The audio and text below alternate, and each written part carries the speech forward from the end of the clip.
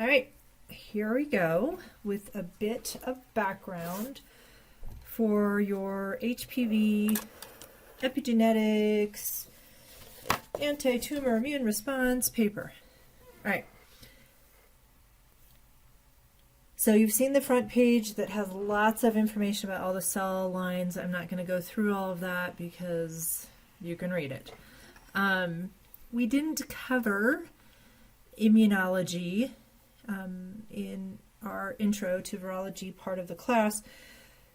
So I'm putting up a couple slides just to remind you of some of the basic terms.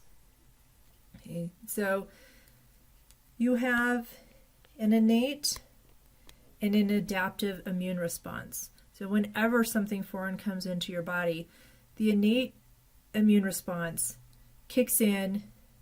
Lots of different strategies you see here in this bubble to try to get rid of something before it really becomes infectious, starts multiplying, things like that. So that happens for microbes, that happens for viruses, worms, protozoa, and even we get these responses to allergens and things like that.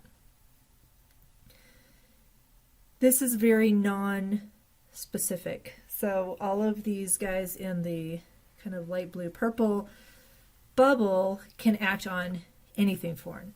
Okay. The adaptive immune response, it says a slower response because it takes time for this immune response to kick in. And the adaptive immune response is what gives us memory, although we're not really talking about that here. And it's cell mediated, which you may say, well, there's a whole bunch of cells here, but really these cells are secreting things, tagging. This is where the B cells and the T cells come in the adaptive immune response. So the type of cells they talk a lot about in this paper are the natural killer cells. So we have natural killer cells here. We have natural killer T cells. What I want you to understand is natural killer cells seem to be a link between the innate immune response and the adaptive. And I don't really totally understand the difference, but natural killer cells act a little bit differently than natural killer T cells. So we're focusing more on these natural killer cells. And understand what the natural killer cells are is they naturally kill cells infected. They're not specific to a certain virus or a certain bacteria, but they also can produce cytokines, recruit things in the adaptive immune response. So we also talk in this paper about CD4 cells and CD8 cells. CD4 are more on the T helper cell side, which means they recruit cytokines to they secrete cytokines to recruit or attract other immune cells. CD8 positive T cells are the cytotoxic T cells, which means they will attach specifically onto infected or cancer cells and kill those cells. Neutrophils they talk about at the end as neutrophils not being recruited by the CXCL14 cytokine. And so some of these are neutrophils. Neutrophils are just other white blood cells. Cytokines in general just mean signaling molecule. It's a molecule produced by cells. Okay, so cytokine producing cell releases these cell signaling and the target cell does something, right? So the main cytokine we are talking about is CXCL14. Okay, so the hypothesis is that this cytokine recruits CD8 positive cells and CD4 positive cells and natural killer cells, and that this cytokine is downregulated or not really expressed in HPV infected cells, and so you don't get an immune response, and that is what allows the cancer to grow. And I just throw up this slide here to show you that there are lots and lots of cytokines. IL stands for interleukin. That's, excuse me, what many cytokines are named, but there are these CXCL14s, or CXCL cytokines also. And now we're getting beyond my knowledge of immunology. Okay, cervical cancer. We know that most cervical cancer is caused by human papillomavirus infection. And they talk about SIN1, SIN2, 3, and then transformed cells. And so you can take, when a woman goes in and gets a pap smear, they take some cells from the cervix, they put it on a microscope slide, and they look at what the cell morphology looks like. So here's normal epithelial cells. L stands for low grade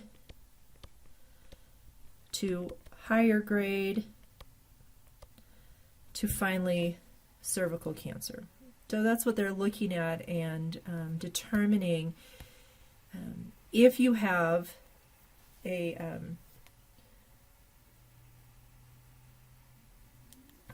type of or potential transformed cells. But these are not cancer, okay? These are just what it looks like before it could turn into cancer. Doesn't mean you have cancer. This is where someone would have what we call an abnormal pap smear. This is where they get concerned. And what's interesting is they're not looking at if you're infected with human papillomavirus or anything like that here. They're just looking at your cell morphology to grade or to categorize what may be happening in the cervix. Okay, back to gene expression. Methylated promoters. Okay. Methylation is when, and they always draw it here as these little lollipops, right? When you actually get a methyl group, and tell me if I'm wrong, methyl is CH3, right? I should have looked this up before. Me and my chemistry. Methyl. Yeah, CH3. Woohoo! Okay, so when a now my pen's not working. When a methyl group is put onto a cytosine, and I'll show you this in a minute, it can actually physically block transcription factors, RNA polymerase, and so we describe methyl promoters as being unmethylated or hypermethylated, which means more than normal methylation. And you can see that when you're hypermethylated, you don't have gene expression because you're blocking interactions with RNA polymerase and transcription factors. Now, HDAC HMT you may have remembered from the last paper where we talked about histone modifications a little bit and chromatin. So this is called epigenetics. Oops. Okay. Epigenetics means controlling gene expression literally above the genome. Okay. So we're not changing the gene sequence, but we're changing the expression. Okay. So we are looking at epigenetics because we are looking at things that are influencing gene expression by acting on the DNA, but not changing the DNA sequence. And CpG is how we write a dinucleotide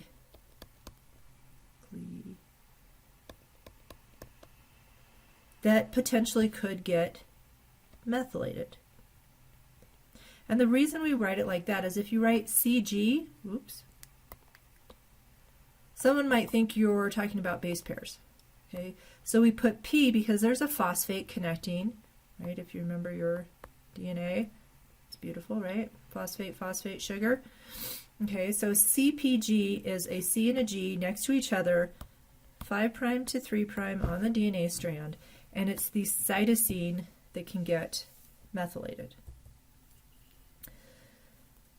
So the way we look for methylation, since this is not a change in the gene sequence, if you just went and sequenced the DNA, you couldn't tell whether the cytosine was methylated or not. Right? So what we do is we add a chemical called bisulfite. Bisulfite deaminates the cytosine. So deamination. So you lose the amino group, and now it looks like uracil, which you hopefully remember is an RNA nucleotide. When you add bisulfite, to a DNA sequence that's the cytosine is methylated, whoops, nothing happens. So it remains C. So here we've changed the C to U, and here the C stays as C. Okay, and so you're always going to compare these sequences to a reference sequence. And so you're going to look, and if you see the C remain a C, then you know it was methylated. If where it once was a C, now it reads as a U, which in DNA would really read as a T, then you know it was not methylated, right? So the more C's that remain in your sequence tells you the more methylation you have. So this is trying to illustrate a little bit of this bisulfite sequencing. So for instance, you have the same DNA sequence. Allele 1 is methylated, and allele 2 is not. And so when you add bisulfite, this C remains a C, and all of these other C's, here, become U's. Here, because there's no methylation, every C becomes a U. Okay? So a couple things you can do. You can sequence this, right? And so wherever you see a C remaining in your sequence, you know that was methylated. Or you can do MSP, methylation specific PCR. So this is really cool. And we've only briefly talked about PCR. So again, look at PCR if you're not really familiar with this. But what you can do is you can make primers that bind to the C, or, well, I need to reverse that. Primers that will bind to a C remaining after bisulfite, or primers that will recognize the U, remember T. Okay, so if you have a primer that only recognizes the U's, it will amplify this sequence, but it won't amplify this sequence because it can't base pair. So I'll talk about when we look at the figure, the methylation specific PCR. But that way you can determine how much of that promoter, in this case, is methylated or not. Because if it's all unmethylated, let me back up. Because I believe what they did is they used methylation specific primers. So same what I just talked about, but they're going to look at it different. So they're going to have primers that recognize the C, okay, and that if it's not methylated, no PCR. So think of it this way. If you have 1, 2, 3, 4, 5, 6, 7, 8, 9, 10. 10 copies of the promoter in your pool of DNA, and one is methylated right on your gel, you're going to get a faint little band. If you have, say, 7 of the copies methylated, you're going to get a darker band. If you have none of the copies methylated, you won't get anything, right? Because PCR doesn't pick up anything. So you can look at how thick, how dark your band is, and relate that to how much methylation. What I want you to know is when you take a group of cells for your samples, okay, you've got a whole species or a lot of differentiation. So this one could be methylated, this one could be methylated, maybe the other ones aren't.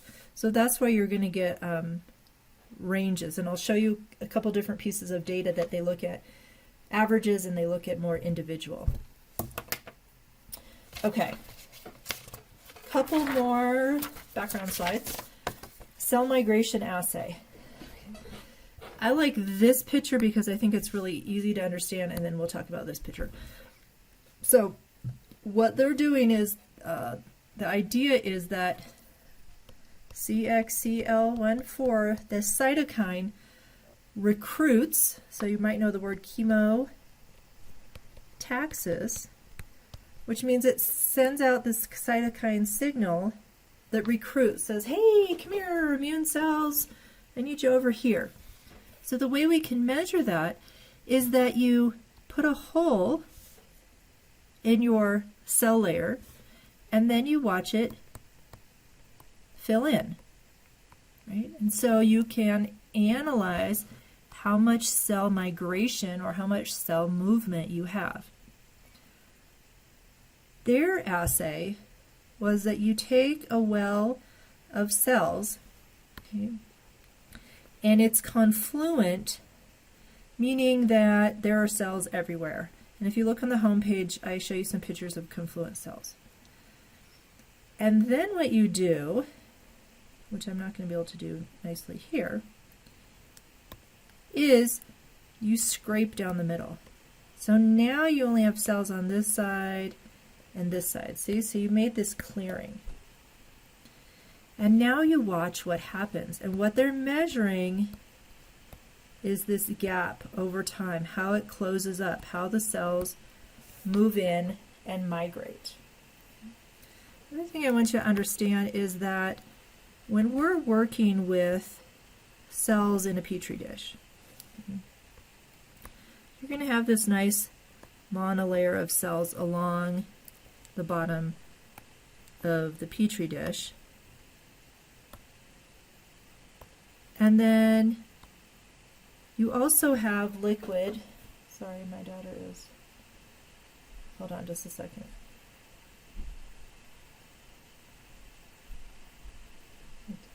I'm recording. Not sure.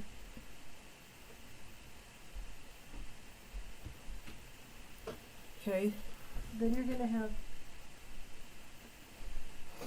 liquid with those chemicals here, okay, and so those chemicals can now recruit the cells, or what's happening in your, petri dish is these cells are producing the chemokines and saying, come here, and so then the cells start growing and filling this gap.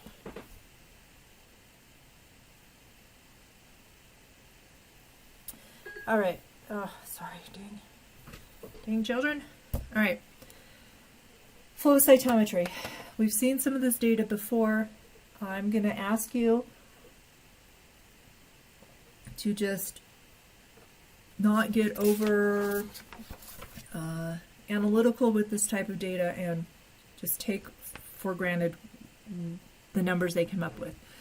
What you're doing in flow cytometry, or sometimes I will call it cell sorting, is you're taking a population of cells and you're putting it through this machine that has a laser that can detect different surface molecules, okay? And it can sort them, right? And it can count them.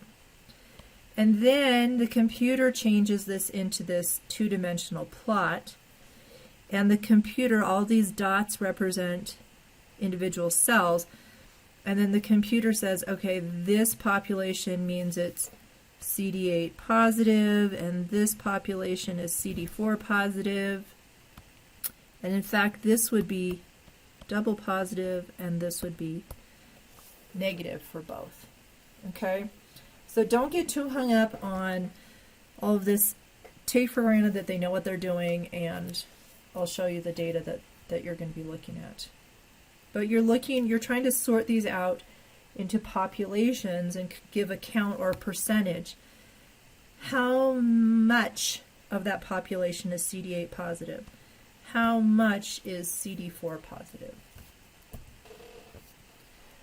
All right, another cell migration assay is using the transwell, and this is really cool. So here again, you'd have your well, your well with your cells in it, and down here in this bottom chamber, lower chamber, you're going to add the liquid, the media, from your cells that are expressing CXCL14. Okay.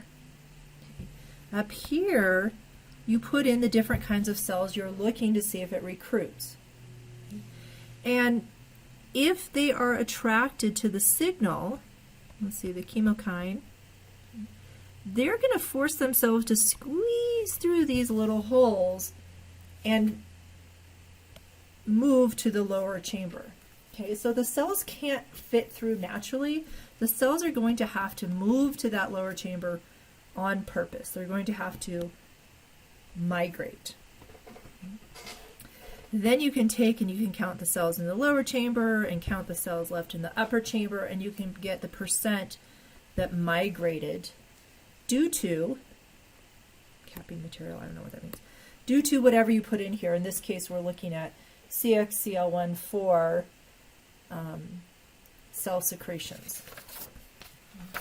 Looking, does that cytokine recruit by chemotaxis?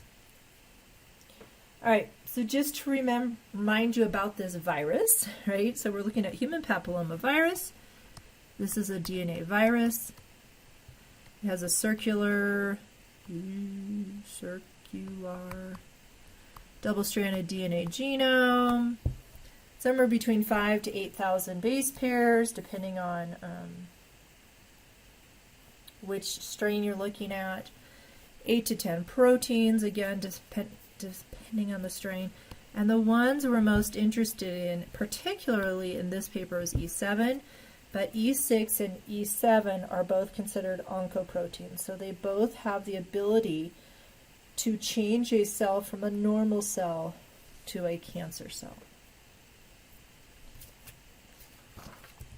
And so what's happening in an HPV infection is that you get the virus particles, and they could do a couple things. They could produce more virus, they could get cleared away by the immune system, or the virus can go latent, right? And here's your episome. Remember, we talked about episome is when the virus genome is staying in a circular form.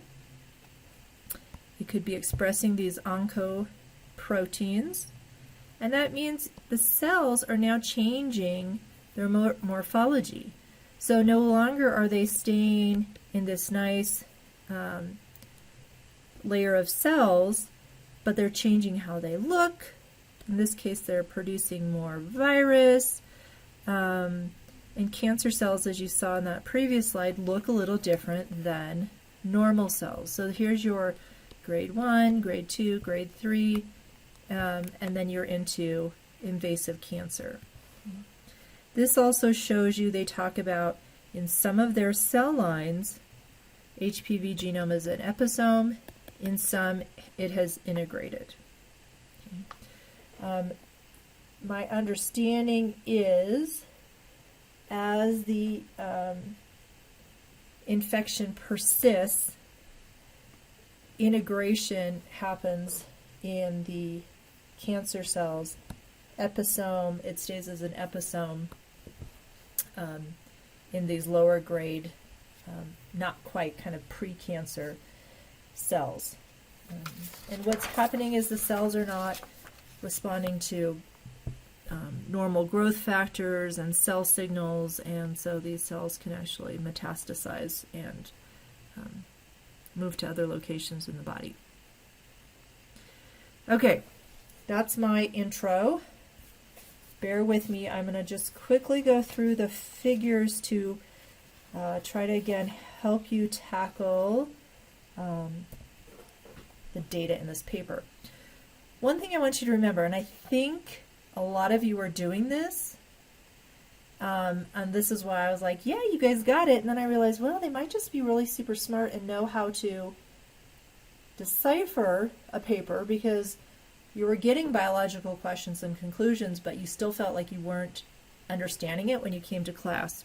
So, for those of you who don't know this trick, always look at the section heading. Okay, CXCL1-4 expression is downregulated in human papillomavirus associated cancer progression. Okay, they are telling you, that is our take-home message. That is what we want. That's our important bit from this research that we're going to describe. Okay. So this relates to the conclusion and the biological question, right? So they're asking, is CXCL1-4 expression downregulated? And their conclusion is, yes, it is in HPV-associated cancer progression. Okay. And they talk about how they go to show that. Also, if you look at the little titles for each figure, it tells you what they're trying to show. So this is figure 1. CXCL1-4 expression is downregulated during cancer progression. Whoa, sounds pretty much the same, right? So they're saying, this is where we are showing you that data. So what I suggest you do is you take that on faith. Okay, this is what they're going to show me. Now let me look at the data and see how they are showing me that. Okay. And so that's what we're going to talk about right here. So what I have given you on this slide presentation is I have given you what I think the conclusion is, and I took it from the reading, I took it from analyzing the figures, and so you can kind of work back and forth. I say that the conclusion from figure 1 is that this cytokine expression is decreased in human papillomavirus positive cells, and it relies on E7.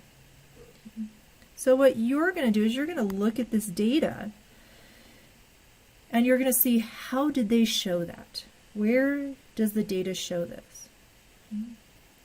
So you're going to see lots of mRNA expression levels, right? So it's much easier to measure the amount of mRNA because you can do RT-PCR or RT-qPCR than it is to measure a protein, because to measure a protein you need antibodies. And this is expensive and this is more time consuming. So take it, they're showing you mRNA expression levels and they're looking at different types of cells. I put a link to a video that nicely explains these whisker plots and what they mean. And honestly, I don't know when you use one type of data versus the other. I never took stats. I always did bar graph stuff. So I don't know why, except I know this is really showing you the range and the average, where here you're just getting averages. And you probably know that outliers or kind of crazy numbers can throw off averages. Okay, so I think That's why they show these more than just bar graphs. Not 100% sure. Okay. This is telling you what RNA they're looking at. And ELISA, remember, means they're looking actually at the protein. Okay. Here we're back to mRNA expression, but now they're comparing it to GAPDH, your friend, whoops, which is just what we call a housekeeping gene. So this is to normalize. Again, honestly, I don't know why they have to do GAPDH for these type of cells versus not up here. Okay, so don't get hung up on that. Just take the data for what it's worth. Try to analyze looking at what their controls are, what they're showing. Remember, asterisks will be in the figure legend talking about significant differences. So from this conclusion, from the figure title, try to find the data that's supporting their claim. Figure 2. My conclusion from this was in the presence of E7, the promoter is hypermethylated, therefore the protein is not expressed as much, and I probably shouldn't have put protein, I should put mRNA, because they're really not measuring protein, and that they can demethylate the protein so they can reverse the methylation and you get expression back. So this is your methylation specific PCR. Okay, go back to that little part about the lecture. Remember that the bigger the band, the more methylation. Or I shouldn't say bigger, but fatter, darker. This is your control. This is like a loading control. We've talked about beta-actin, we've talked about GAPDH. Okay, so here they have just the promoter. They're not worried about methylation or not, showing that, okay, all these samples had the promoter in it. Now we're looking specifically at how much methylation there was. Okay. Here's another way that they're graphically representing the methylation. So now they're looking at how many CpGs are methylated. Right? Do you have none? Okay, none. Do you have 1? Do you have 2? Do you have greater than 3? So now they're quantitating it, and this is from sequencing. So they can count how many Cs were left after bisulfite treatment.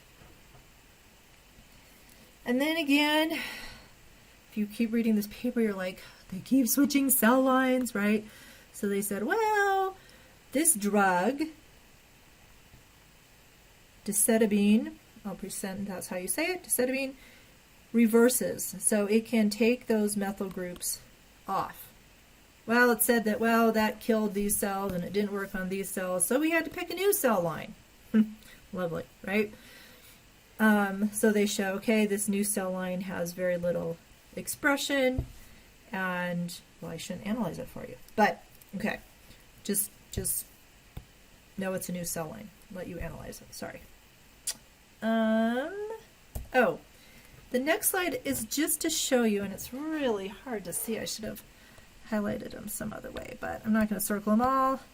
But I found the promoter to this gene. It's about 1,000 nucleotides. Okay, so way bigger than we were talking about the BZV promoters, right? But this is a eukaryotic gene. And so all these crazy things I'm circling are all the potential sites for methylation. All the C next to a G. Okay. And when you get little runs like this, where there's a bunch together, those are usually called CpG islands. Okay. And it seems like you get a methyl group on one of these, and then they all start getting methylated. So back here, okay, scribble over everything. Back here, when it's saying methylation number per sequence, they're counting how many of these Cs were actually methylated. Not just if one was, but exactly how many. This is a super cool website, Gene Cards.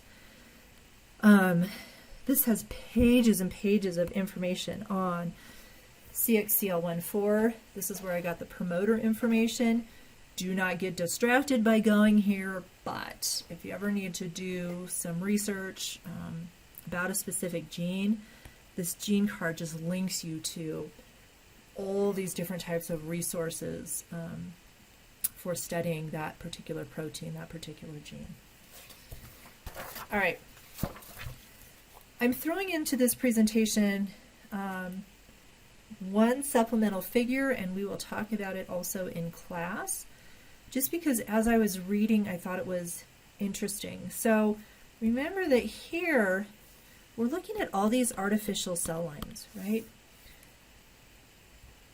Here, they're looking at actual head and neck cancer from patients that were either scored negative for being infected with human papillomavirus or positive, or cervical carcinoma cancer cells, which are also by default HPV positive. So here is the real life tissue versus the cell lines. You always want to show that what you find in vitro in the lab is also happening in samples from patients. So they're just showing again that with the presence of HPV, you get an increase in DNA methylation. I have no idea what beta values mean. I'm just going to try to understand the data that they're presenting. But you can see it's a huge, huge range, right? So what they did next for figure supplemental 3 is they looked at individual cells. And so each of these dots represents an individual sample. And it might not be cells, it may just be samples like people. But each dot is representing an individual sample. And what you want to see is that as you increase DNA methylation, you decrease brain CXCL14 expression. Okay. And this is positive for HPV. These are positive for HPV. And you see that in the HPV negative cancers, you don't see such a drastic drop, right? So you don't see lots of cells with low level or high levels of methylation, right? And the idea is, remember that E7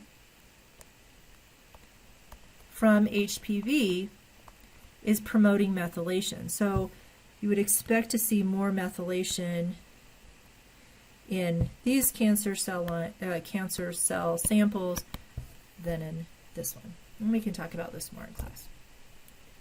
Okay, figure 3. This is that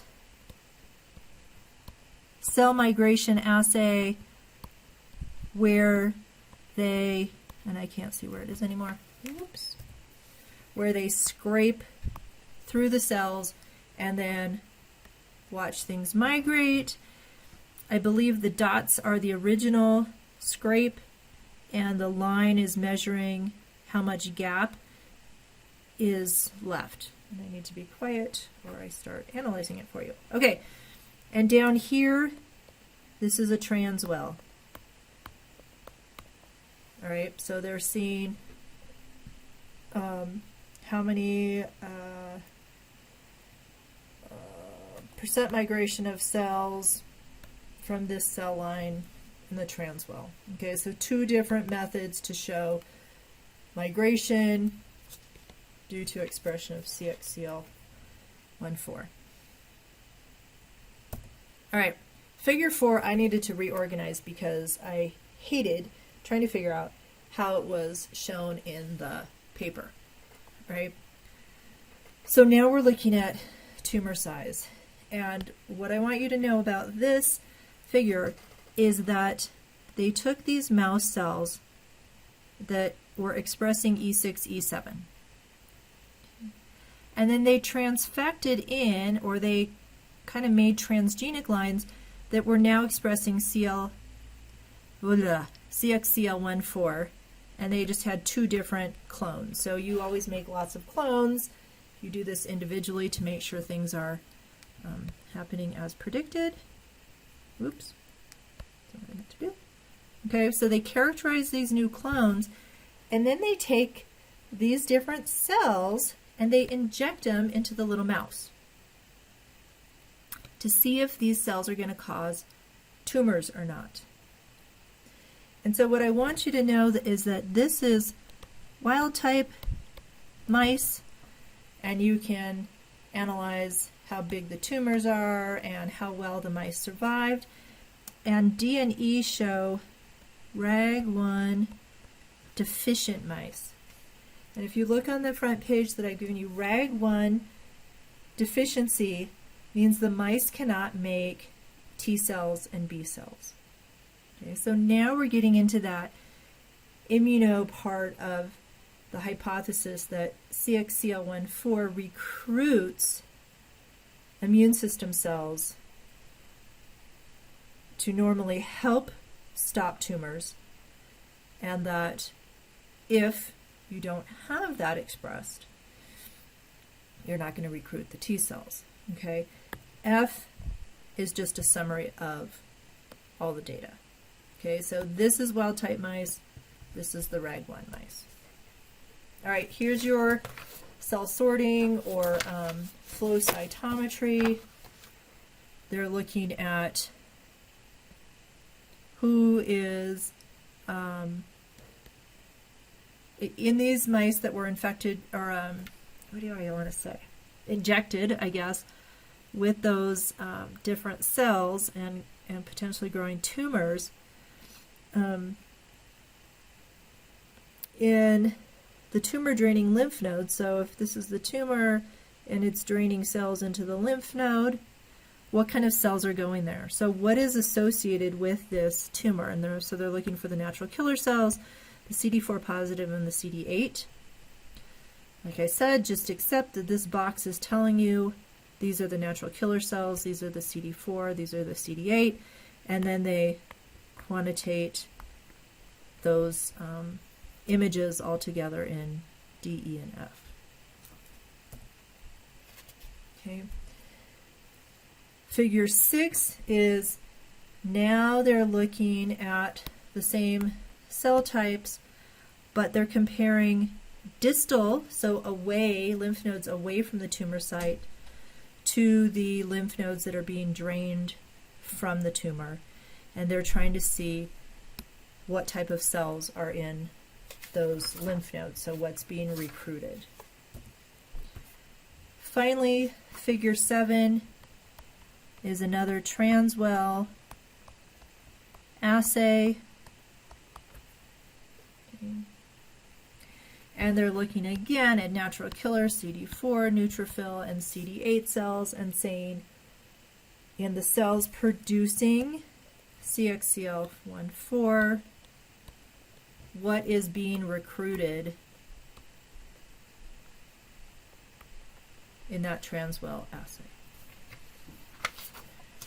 All right, and they count these cells again by flow cytometry. So we have a way to count what type of cells moved into that bottom well.